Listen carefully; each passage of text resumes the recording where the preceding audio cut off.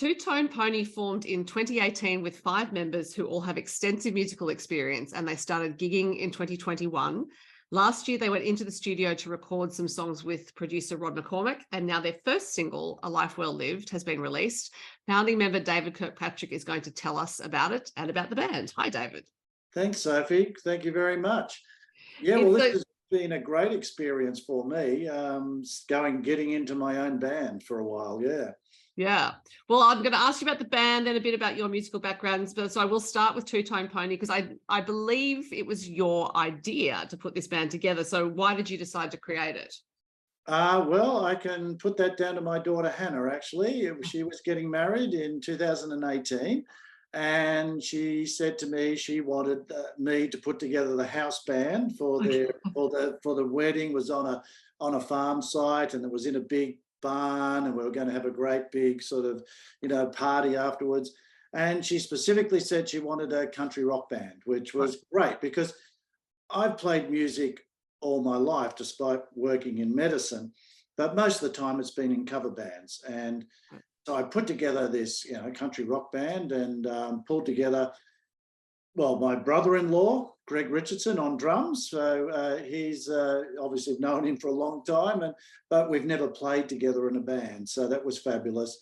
Pulled together 2 other people from bands I'd previously worked with on the Central Coast, Ian Rhodes and Graham Puglisi in a previous band. And well, actually that was the core of that band. Later on, I added our keyboard player, Glenn Willey, who was a person who came up to me in year 11 at school and said, "Hey, I understand you play drums. Would you like to join a band with me?" So, and he and I played music all through university.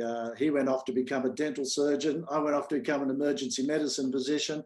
And anyway, here we are now playing music again together. So we enjoyed that so much that I said, look, this is what I want to do. I'm retiring from medicine. It was just at that right time. But I said, I don't want to be a covers band anymore. I want to try and write my own stuff and do something original. And that's what we tried to do. And we worked on that. We had COVID intervene. So we sort of had time where we couldn't go out and gig, but we spent that time constructively, and we got together and we put together these songs. And yeah, that's where we're at now. So a slight detour away from this, though, the fact that Glenn's a dental surgeon, you've worked in emergency medicine. I'm wondering if you feel that maybe when you were studying, when you were younger, that your interest and ability in music offered you something in terms of learning, like opened up parts of your brain or channels in your brain that mightn't have been there. Yeah, well, that's what they say. I mean, it's very common. There's a lot of doctors who play music, and they'll talk about right, left brain. I think it's very important that you have something to step away from work. Any of these high pressures, whether you're a teacher or a paramedic or a lawyer, if you continually bring your work home, it's going to cause your psyche problems. And you have to, unfortunately, compartmentalize things. I mean, people say to me, how could you have people come in terribly traumatized and you just go in there and work on them and you don't get upset? I say, well, I'd be useless to that person if I was. I wouldn't be doing my job. What help would I be to them if I was getting all uptight? Because that's not what they want. They want someone to go, this is what I need to do for you. So I somehow had that ability to do that. It wasn't something I chose, and it's a part of medicine that a lot of people don't want to do. So the same thing, when I came home, I was tried very much that I didn't bring my work home. Obviously, my wife, Jane, is a nurse. I can discuss things with her, but I think it was important. It's important to have a passion. I mean, medicine was a passion, but that's your only passion. You're not complete. Everyone should have a passion, and as many passions as they want. I mean, really, don't have one, have as many as you can. And obviously music was not a hobby to me. It was a passion. I grew up where music was just a way of life and normal to have people sitting in the same room as you, composing songs and writing lyrics and bouncing ideas off them, but, listening to my parents talking about songs and what they might do. So it was a perfectly natural thing for me. And I always played music, but you don't have the time when you've got a full-time career like emergency medicine to actually follow much through. So that's why I played in cover bands, because I could play music. I didn't have to think about it. I could just turn up at practice, learn the songs, go out and play them, So it's a good relief valve. I would also think that what you learn particularly as a performing musician, when you're on stage, you have to be very present. Otherwise, you're going to meander off and do something you don't intend to do. But as an emergency physician in particular, I would imagine you need to be disciplined about being present. So that I'm just thinking also your experience as a performer would have helped with that. Yeah, maybe. you have to be present. You have to be present. And the other thing is, in a band and in emergency medicine, you work in a team. Mm-hmm. Okay, we call it a medical team there. We call it a band here. Mm-hmm. And it's not just you. You can write the song, but you need a band to flesh it out. And you need them to bring the vision to life. When you're working in emergency, you have to win the trust and confidence of the team that you're leading, so that you can make those decisions and they will back you because they believe you and they have trust in you. And I loved working in emergency because right from the ambulance officers that brought them in, to the social workers that came in to talk to the relatives, to the nursing staff, to the physiotherapists, it was a real team effort, which isn't always the same in medicine. It can be very silo, this is your little group and that's all I do and that's all I do. We did everything. And so we called in all the teams. So yeah, and in a band you do the same. You have your core band, but you're often recording. You'll bring in another session muso. You think, we need someone who's got expertise to play this. So I guess I can see that sort of connection between the two, I suppose. Yeah. Yeah. Now you mentioned your parents, and we should talk about that, because for those who don't know, your parents are Slim Dusty and Joy McKean. Yeah. And you talking about teams makes me think about, I've read Joy's book, so I know how you grew up, particularly in your younger years. You were really in a team on the road, traveling with Slim and Joy. Yeah. And so I think that's probably also part of it, or at least as far as I can tell, that you were used to that team environment from the beginning, where everyone mucked in, everyone shared the driving, setting up the hall. And Joy's talked about, sweeping out the hall and all that kind of stuff. So, I saw all of that. There was nothing glamorous about it. This is what I say to people. I actually grew up seeing what was behind the stage. They all saw the glamour and glitz. Oh, it must have been amazing. I said, yeah, well, it was great. But I actually saw what it took, exactly. I saw Dad and his guitarist Barry Thornton changing wheels, fixing axles, getting cars going, digging bogged cars out. Mum had me trained at 5 years of age of how to get out of a car and chock the wheels. And that was going up a riverbank crossing that the car would slide down with a caravan, mind you, on the back. And I was trained to get out and put river rocks underneath the wheels. I mean, that's what I had to do, because Dad was driving the truck and I was in the car with Mum, and she couldn't get out and do it. Yeah. And I mean, and they were a family. I mean, this was their community, because you moved on from town to town to town. So, they did show, they were on the road for 9 months. So they were a very tight community, and harmony was paramount. You couldn't have festering disagreements on the road. It was death to your show. So they were very adroit at keeping relationships under control, but and managing people. And it was. I actually haven't really thought about it, but there's all these connections of being in a group of people that support each other. Yeah. Yeah. But also you talking about, keeping those and managing those relationships, keeping certain things under control. That's exactly what you would have had to do in emergency. Keeping all those personalities balanced. God, you haven't known about bloody personalities till you've worked in a hospital. Yeah, that's right. I mean, you've got to deal with egos the size of balloons, so it is hard work, and it really is managing people to get the best outcome for the person that matters, which is the patient. Yeah. So even though you grew up around music, it would have seemed an inevitability, but some kids rebel. You know, they think, I'm not going to do what my parents did. But for you, Yeah. obviously, that was not the case. So at what age did you start learning an instrument, or did you think to ask to learn an instrument? Yeah, well, I was a typical obnoxious teenager and wouldn't learn anything. My parents tried to get me guitar lessons. They tried to get me piano lessons. So I eventually said, all right, I'll learn drums, because I thought that was the most loud and obnoxious thing I could possibly learn. So I did learn drums, and I did that for a couple of years, and that's how I first played in bands, as a drummer and a singer. It was about year 10. I decided I want to learn to play guitar, despite not wanting to learn from my father, who tried to let me learn, which I should have. And I just rang him and said, Dad, yeah, I want to learn guitar. Could you spare me one of your guitars? And I had a Beatles songbook. Right. I was at boarding school, obviously, and that's how I learned guitar. I had chord diagrams in it. I used to go, we could go out on Saturday afternoons after we'd been playing sport, in a couple of hours before we had to be back at boarding school. And there was a music shop, and remember, there was no internet or anything, so they used to have sheet music. They'd have the books of all the music in it. I used to have sheets of paper in my school blazer.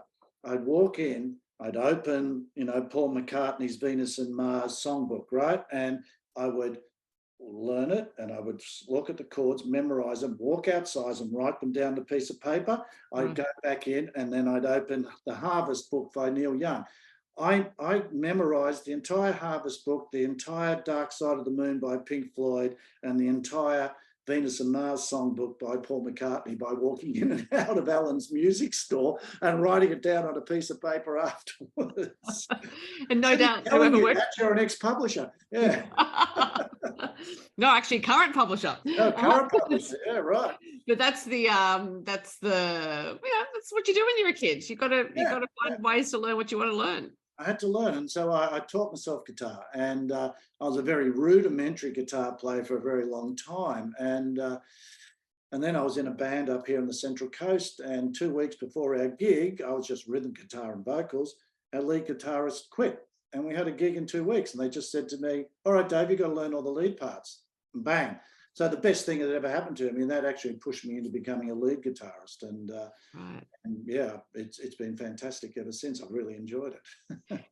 Now, I'm curious as to when you started writing songs, because, of course, Joy won the very first golden guitar for writing Lights on the Hill. And that's a daunting wordsmith to have in the family. Yes, it is. I tried to write. I wrote a few songs when I was at uni with my band, which were uniformly dreadful. So that was fine, and I never really tried again. And then after Dad had passed away, a couple of years afterwards, we did the Slim Dusty Family reunion album, and we all said, okay, if we're going to do this, let's all try and write songs, original songs for it. So I sat down, and that's the first time I really put my mind to writing it for a purpose. And I wrote a song about Dad's car, his purple Fairlane. He went all around Australia in and called Old Purple. I wrote another song. I wrote a couple of songs. And that was the first time I'd really put my mind to it and wrote a properly formed song. And then, that we did that, and then I didn't do it again. I was back in at work. It's really since this band that I have had the time and to put the hard work in, because it is hard work. Sure, you get inspired. You have an idea that inspires you. It can be a phrase. It can be a musical motive that I'm playing. And I'll usually get a tagline or a chorus or something, or the first part, but then you've got to work at it. And so I've had the time to do that now. So I wouldn't call myself a songwriter until the last 4 years. And the most nerve-wracking thing in my life was when I played these songs I had written with this band and recorded to Joy and Anne. And that was terrifying, because my mother, of course, whose hearing isn't as good now, insisted that I print out the lyric sheets so she could read them. And I thought, oh God, I'm really in for it now. So because lyrics are so important, and she was such a Mhm. wordsmith. But yeah, she was great. She was very encouraging. Her and Anne have been terrific supporters for me. Yes, I imagine it might have felt like you were taking an essay to the hard marker when you have had Oh it. yeah, absolutely. And I mean, it's great. Mum give me tips on things. I mean, you don't not take advice from someone who knows who's made a career like her of it. Yeah. So, A Life Well Lived is the first single released. Was that the first song you wrote for Two Tone Pony? No, no, it wasn't. There's another song called "Going Back" was the actual very first one, which was inspired by me driving down the valley back to Dad's childhood home Mhm. in Nulla Valley in from Kempsey. And the rest of the song isn't about Dad or myself or any in particular, but it was the idea of someone returning to their boyhood home after leaving to find themselves. So really, that was about. Um, we will we recorded some songs in the garage, basically, of our rehearsal garage, and um, we've got about 3 or 4 really good songs from that, but the sound quality is not up to release for radio. So we will re-record those. And so A Life Well Lived was one of my earlier, certainly one of the earlier songs I did write, and was inspired by giving an introductory speech for Joy's induction for a Lifetime Award at the Australian Performing Rights Association. That's the premier songwriting association in Australia. And I gave the introductory speech, and it's a phrase as well known, but I thought it was very apt for Joy's life. Mm-hmm. And I had a melody and I had an idea, and I wrote the song around that phrase later on. Right. And then you took the song and some other songs to Rod McCormack to produce. I would imagine, given your extensive knowledge of the music industry and your connections, you could have had your pick of producers. So I'm curious how how it came to be the choice. Of course, he's a wonderful producer. Oh yeah. But yeah, a lot of people. Well, I've known Rod both as a musician, and actually we knew Rod from a social point of view, right back to our kids' preschool. So yeah, I've known Rod and Jeff, his brother, on and off on the Central Coast, and obviously Gina, Rod's wife, I know well.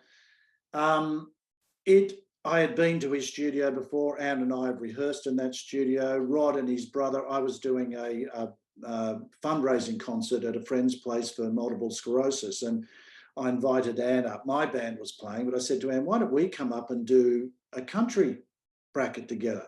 I said, that's great, but who's going to back us? I said, I'll ring up Rod and Jeff and see if they'll do it. And of course, they just did it, out of the kindness of their heart. So we went, and that's when I got to see his recording studio over at Erna, and it's absolute purpose-built perfection of a studio. I mean, his credentials are impeccable. And we had recorded some songs in Sydney with Matt Fell, who's another very well-known country music producer, but unfortunately, Matt then decided to move to Tasmania, so we couldn't follow him to Tasmania. And I said, well, we've got a fantastic studio and a potential, an amazing producer here on the Central Coast. Why don't I call Rod McCormack? And I was just really saying, I wonder if he'll, take us on, so to speak. And of course, Rod is an incredibly generous and welcoming person. I mean, his ear is fantastic. He doesn't impose himself on you. But he listens, absorbs, makes you feel comfortable, and then he just picks where the holes are in your song that you haven't seen yet and how it could be improved. And yeah, it was a fantastic experience, and particularly for a couple of my mates in the band who have never been in a proper recording studio before. And it was a pretty daunting experience for them initially, but he just made them feel so comfortable that it was a joyous experience. Yeah. So are you working towards an album, given that you recorded a few songs with Rod? Yeah. So I would imagine, yes, later this year. We're going back in the studio next month, actually. We shall get at least another 4, maybe 6 songs down. So we'll release another couple of singles throughout this year. And our aim is we'll put an album out early next year. So we'll have a good body of work. I mean, I've written enough songs, and also Ian Rhodes, one of the other members, is a songwriter. So we've got enough material for 2 albums at Right. least now, and we're still writing songs. In fact, I had a couple of the band members here today playing them a new song that I'm writing. So it's just continuing. So we just, we're in a slightly different position to most bands. Okay, we're not 21-year-olds starting off trying to get to the top of the charts, and also we don't have to make a living out of this. We are really doing it. I know it sounds corny, but we are doing this for the love of the music, but we're also very professional. We've been playing in bands for 40 plus years. We're very good musicians. We're good performers. We know how to do this. So we want to do the best possible job, and we are. That's why we go to people like Rod McCormack to record us. And what we want to do is we want to expand our horizon musically, to get out and play to more festivals, get out to more people. And you can only do that if you get some songs out there, you get some, radio play, so that promoters will take you on. Basically, there's a lot of people out there wanting to get out and play, so you've got to push yourself. Yeah. I mean, because you're saying you're doing it for the love of the music, which I don't think is corny at all, actually, but there's so much power in choosing to do it. You're not doing it because, as you said, you're not starting out, so it's not an ego thing. It's not like you're trying to prove yourselves. You're not trying to make money out of it. You're putting your energy and time into it because you choose to, and that's such an admirable, wonderful thing for audiences to see. I think so. I mean, I think people can tell that we're really genuine in what we're doing, and that we're really enjoying ourselves. Yeah. And also we are trying to, we've got such a broad influence of stuff. This first release is certainly down the acoustic sort of ballady style of our, but we've got songs we record that go right to the other end, to sort of Neil Young full-on electric style songs. Right. I mean, Neil Young's one of my heroes, because I just love that he can go across all of those fields and still be relevant in all of them. It is like that. I mean, we are doing it because we genuinely love playing music. There's something, there is something magical when a song, there's only usually 3 or 4 songs in a set that really, really click. And when they do, everyone sort of just looks at each other and goes, wow, that really worked, And when it's one of the songs that you've written yourself, it's even better. It's just such a great feeling when what you've been working on suddenly clicks and it sounds really good. And we certainly mix it up with covers of our favorite bands and influences, and I think that audiences want that. It's good that they have something else that they can understand, that's relevant to them straight away, and that's accessible. And actually, then they are much more inclined to listen to some of your songs. So that's fine. We're not indulgent, I suppose is the word. I understand that people come to be entertained and they want a good night out. But if we give quality music, then hopefully they will be entertained. Yeah. Well, and yes, if you're enjoying yourselves, there is a high likelihood the audience is, because it's not always the case. You can often go to a gig, not usually in country music, but other sorts of gigs, when the performer looks like they'd rather be anywhere else, and it puts so much pressure on the audience to try to make them feel better. No one has a good time. Yeah, no, that's right. You start to wonder, well, look, if you feel like that, why are you bothering? That's right. And don't whinge to me about, the pressures of fame or whatever. You choose to do this, and you don't have to do it if you don't want to, Now, I should say, you mentioned Ian Rhodes as another songwriter. I'm surprised that you and Ian have not decided to change your names to something that starts with G, because the other 3 members have names starting with G.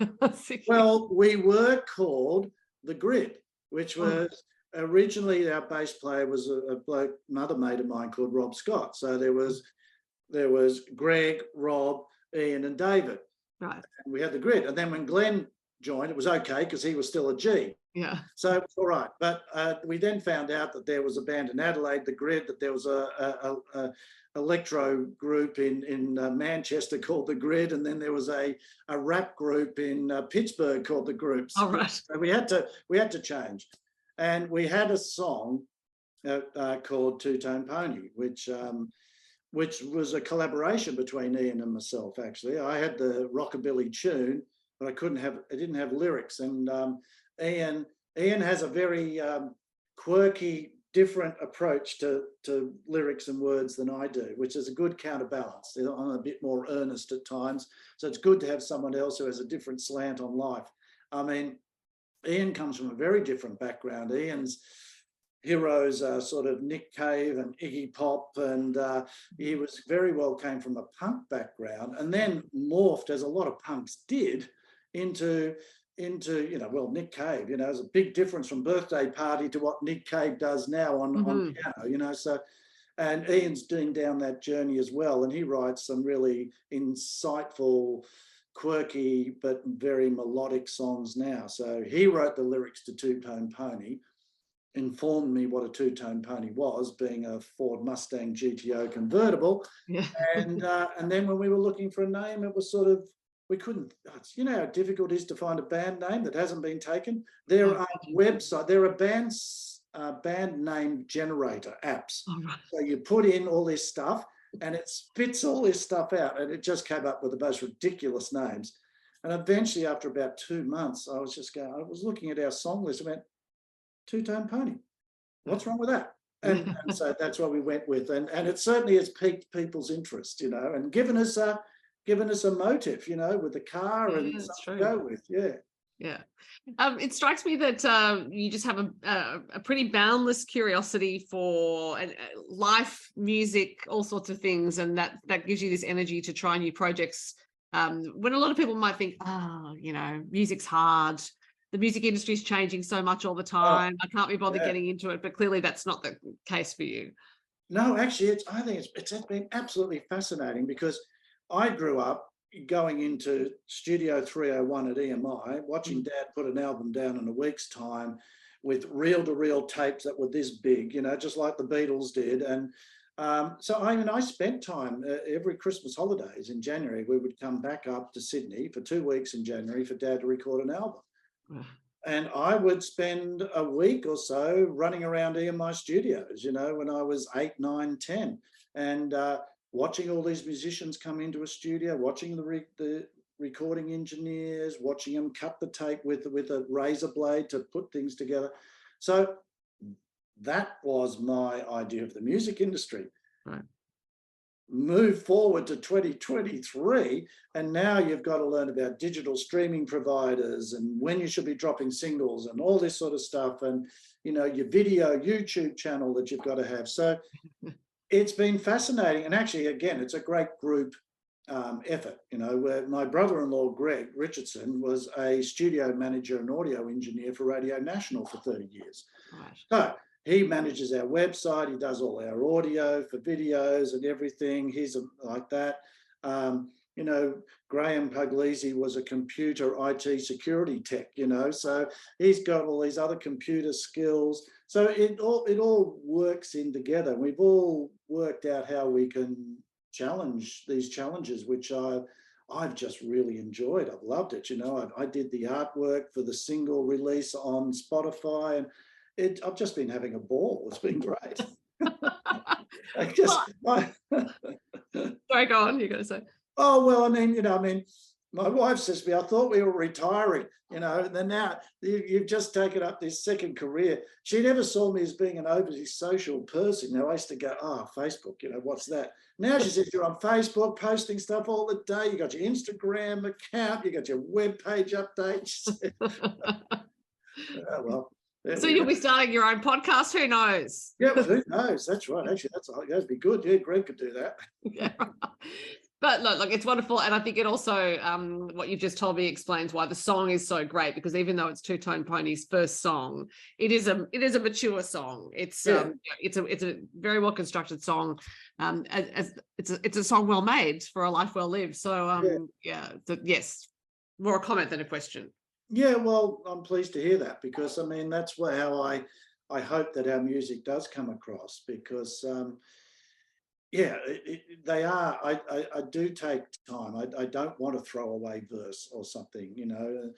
The third verse is always the hardest one to write, I find, because how does it continue on? But it's worth putting in that extra effort.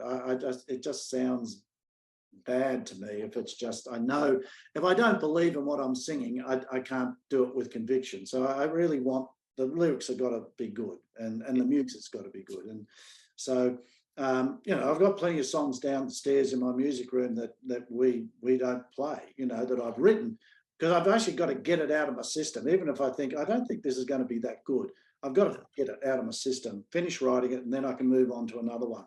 Yeah. And we've tried them, and we've actually performed some of them, and then we've gone, no, it's not really for the band. And I trust the band's instincts. They all of us have got to feel the song is good and relevant to us if we're going to play it. So if people want to see you playing live, do you often play around the Central Coast, or are you planning to travel? We are planning to travel. I mean, we are really just about to try and start promote ourselves a bit outside of the Central Coast in Sydney. We've had a very good sort of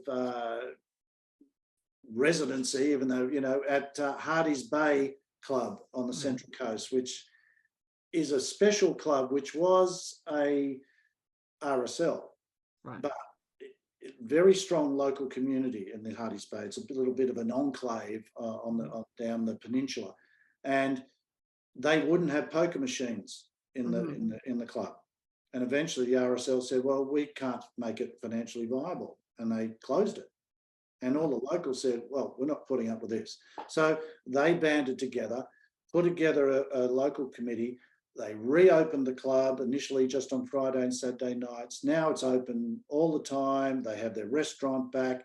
It's a venue for local bands. So they were the first place that said, yeah, come and play, So, and we also have a very great local following of friends here, and they had no idea, what the band was, who we are, and they just had a few, volunteer staff on. 300 people turned up at our first gig, and they were just, they ran out of food, they ran out of beer, they ran out, it was sort of like, and then it was like, wow, when can you guys come back again? It's been very good. And we're very humbled that, the local community has taken us on, not just our friends, but the Hardy's Bay community have taken us on. And whenever we play there, they turn up in droves. So it's great. So yes, we will be getting out. We're actually doing our first interstate gig in July. We're going to Charleville in Queensland, playing a festival up there. And we have plans really for 2024 to start getting out and doing more stuff. We'll keep people updated on our website. Well, you mentioned the socials on the website, so clearly, yes, these things will be updated. And I could keep you talking for hours because I'm sure there's a lot more to ask you, but I will leave you to your evening because you don't have other things to do. David, it's been such a great pleasure to talk to you. Thanks for your time. Thanks very much, Sophie. It's been a pleasure.